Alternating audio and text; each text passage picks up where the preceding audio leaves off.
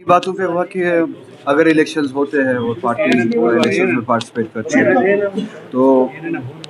Elections के लिए क्या इशू रहेंगे। और बात हुई कि सबसे बड़ा मसला जो है हमारा इस रियासत का स्टेटस, इस रियासत की कॉन्स्टिट्यूशनल हैसियत और गारंटीज़ जो हमसे छीनी गई उसकी वापसी के लिए इस इलेक्शन में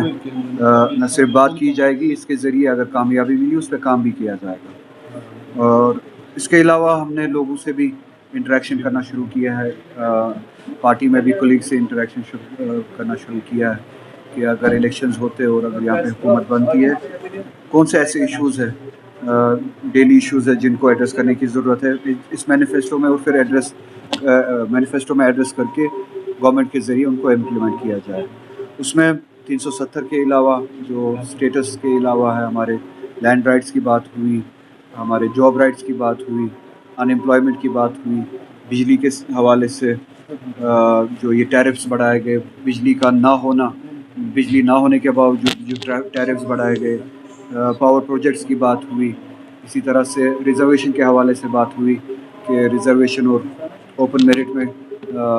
किस तरह का फ़र्क होना चाहिए, किस तरह से हमें ओपन मेरिट को भी बचाना है और उन लोगों को भी एड्रेस करना है जो सेक्शंस है, जो बैकवर्ड सेक्शन है। इसी तरह से टूरिज़्म के हवाले से बात हुई, एम्प्लॉयमेंट के साथ साथ एजुकेशन सेक्टर पे बात हुई, हेल्थ केयर के हवाले से बात हुई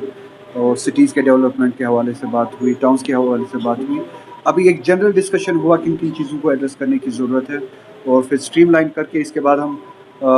चैनल्स खोलेंगे लोगों के साथ, मुख्तलिफ शेड्स ऑफ ओपिनियन जो है सोसाइटी में उनके साथ इंटरेक्ट करें, फिज़िकली इंटरेक्ट करें, उनसे हम राय मशवरा लें और अगले 30 दिनों के अंदर या 40 दिनों के अंदर हम एक कम्प्रहेंसिव मैनिफेस्टो सामने लाएंगे और उस मैनिफेस्टो को फिर इम्प्लीमेंट करने की कोशिश। इलेक्शन के दौरान भी बात की है, पार्लियामेंट इलेक्शन के दौरान भी बात की है और इस मैनिफेस्टो में भी न सिर्फ जिक्र होगा, आप यकीन कीजिए कि इस मैनिफेस्टो में भी इसका जिक्र होगा और जो ही अगर नेशनल कॉन्फ्रेंस की हुकूमत बनती है उनकी एमनेस्टी के लिए, उनकी रिहाई के लिए काम किया जाएगा, फैसला भी लिया जाएगा। सर आज क्या अच्छा है, इलेक्टेड रिप्रेजेंटेटिव है, उनको वोट लेने का मौका दिया गया, उनको